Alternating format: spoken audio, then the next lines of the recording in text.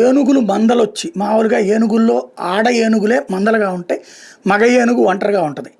ఆ మగ ఏనుగు ఈ ఆడ ఏనుగుల కోసం వెంపర్లాడుతూ ఉండేటప్పుడు ఒక్కోసారి ఊళ్ళల్లోకి వస్తే దాడులు చేస్తుంది. అలాగే ఈ ఆడ ఏనుగులన్నీ కలిసేసి వెళ్తూ ఉన్నప్పుడు అక్కడ దారిలో ఏమన్నా అడ్డొస్తే కనుక అవసరమైతే లారీలైనా సరే తీసి అవతల పడేయగలిగినటువంటి కసిగా ఉంటాయి.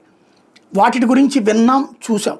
కానీ కృష్ణా జిల్లాలో అంటే మాజీ ఉమ్మడి కృష్ణా జిల్లా అనాలి, ఇప్పుడు ఎన్టీఆర్ జిల్లా అనాలి, అక్కడ పెద్ద సమస్య ఏంటయ్యా అంటే ఆవుల మందలు వచ్చి పొలాలను తవ్వేయడం, పొలాలని కొట్టవతలు పడేయడం. ఆవుల మందలంటే జనం సంరక్షణలో ఉంటాయి కదా, మరి ఇవి మందలేంటి వచ్చి కొట్టడం ఏంటి? ఆ ఆవుల యజమానులు ఏం చేస్తున్నారంటే అసలు లెక్క ఇక్కడే ఉంటుంది. సాధారణంగా కృష్ణానదిలో లంక గ్రామాలు ఉంటుంటాయి. అంటే మట్టి అంతా పేరుకుపోయి ఒక్కోసారి వరదలు వచ్చినప్పుడు మట్టి కొట్టుకొస్తుంటుంది కదా, ఇదంతా ఓ చోట పేరుకుపోతూ ఉంటుంది.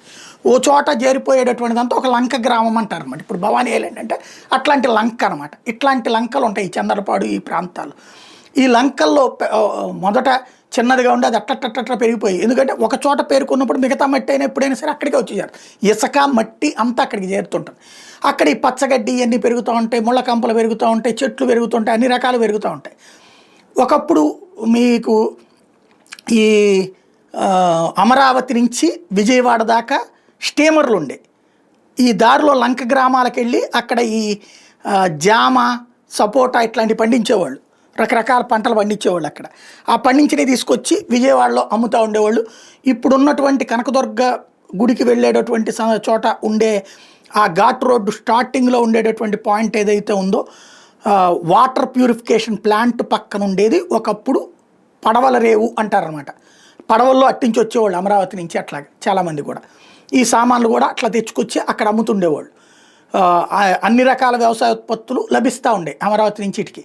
తర్వాత కాలక్రమంలో అవన్నీ ఆగిపోయినాయి, ఇదైపోయింది.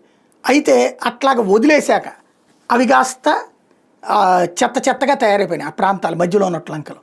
దాని తర్వాత గతంలో జగన్మోహన్ రెడ్డి టైంలో వాటికి పట్టాలు ఇచ్చారు రైతులకి.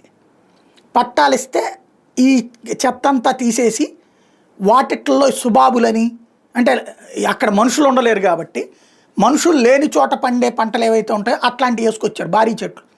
దాంతో గడ్డి లేదు, కానీ అక్కడ ఆవులు ఉన్నాయి. ఆవులు ఎక్కడి నుంచి వచ్చినాయి అంటే సాధారణంగా ఆ చుట్టుపక్కల ఉన్నటువంటి పల్లెల్లో ఉన్నటువంటి వాళ్ళు ఆవులు మగ ఆవులు ఉంటాయి కదా, పాలిచ్చే వాటిని ఉంచుకుంటారు, పాలు ఇవ్వనటువంటి మగ ఆవుల్ని వదిలేస్తుంటారు. అలా వదిలేసిన వాళ్ళు ఈ లంకలకు తీసుకొచ్చి వదిలేస్తుంటారు. పల్లెటూళ్ళలో అయితే రోడ్డు మీద వదిలేస్తే పల్లెటూరు వాళ్ళు అందరూ కొడతారు, తిడతారు. సిటీల్లో మీకు అయ్యే కనబడుతుంటాయి ఆవులు, విజయవాడ అయినా గుంటూరు అయినా ఇట్లాంటి చోట్ల కనబడే ఆవులన్నీ ఏంటి? మగ ఆవులు. అవి వాటితో ఉపయోగాలు. ఒకప్పుడైతే ఈ ఎద్దులు అంటారు, ఈ ఎద్దులని తీసుకెళ్లేవాళ్ళు. ఇప్పుడు తర్వాత ఆంబోతుల్ని వాడుకునేవాళ్ళు పొలాలకి. ఇప్పుడు అవి వాడట్లేదు, వాటన్నిటి వదిలేస్తున్నారు. ఈ వదిలేసేవన్నీ తీసుకెళ్ళి లంక గ్రామాల్లో వదిలేస్తుంటారు. రెండవది ఏమవుద్ది, ఒక్కోసారి వరదలు వస్తుంటాయి కదా, వరదల్లో మునిగిపోయేటప్పుడు ఆవులు ఈ కొట్టుకొస్తుంటాయి. ఇట్లా వచ్చినవన్నీ ఇలాంటి లంకల్లోకి ఎక్కేస్తాయి. ఇలాంటివి 10-15 వేలు అయిపోయినాయి.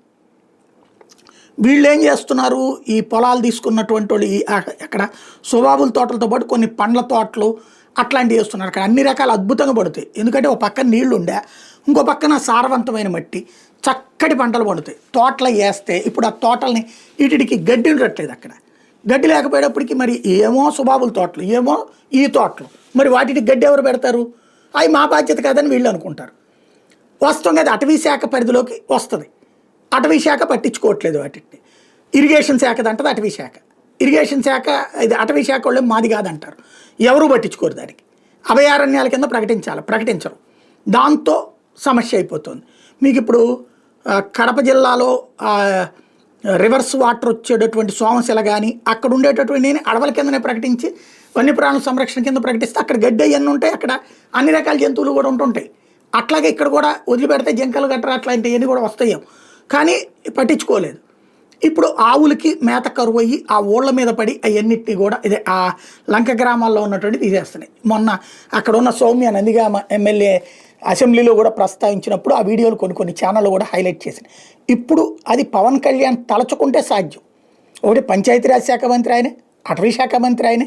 కాబట్టి తలుచుకుంటే ఈ ఆవులన్నిటికీ వాటిని నిజమైన అడవులుగా మార్చి శుభ్రంగా ఇప్పుడు ఇదివరకటి రోజుల్లో విజయవాడలో కొండల మీద పైనుంచి విత్తనాలు చల్లితే గడ్డి మొలిసే ఇవన్నీ కూడా ప్రశాంతంగా ఉండేది వాతావరణం. అట్లాగే అడవుల్లో చెట్లు పెంచడానికి కాస్త విత్తనాలు నాటితే విత్తనాలు చల్లితే చాలు, రేపు వర్షాకాలం బిగినయ్యే ముందు అక్కడ గడ్డి చక్కగా పెరుగుతుంది, ఆవులన్నీ దర్జాగా బతుకుతాయి. అక్కడున్న పట్టాలు రద్దు చేయాలి, అప్పుడు వాళ్ళకి ఆల్టర్నేటివ్గా ఇవ్వాలి. అట్లాంటి పరిస్థితి వస్తుందా లేదు. కాకపోతే ఆవులకి ఓట్లు ఉండవు, కానీ అక్కడ పట్టాలు తీసుకున్న జనానికి ఓట్లు ఉంటాయి, అక్కడ పనిచేసే వాళ్ళకి ఓట్లు ఉంటాయి. వాళ్ళు ఈ పక్కన ఉన్నటువంటి నియోజకవర్గాలకు చెందిన వాళ్ళు అవుతారు. కాబట్టి రాజకీయం గెలుస్తోంది, ఆవులు నష్టపోతున్నాయి. మరి ఏం చేస్తారో చూడాలి.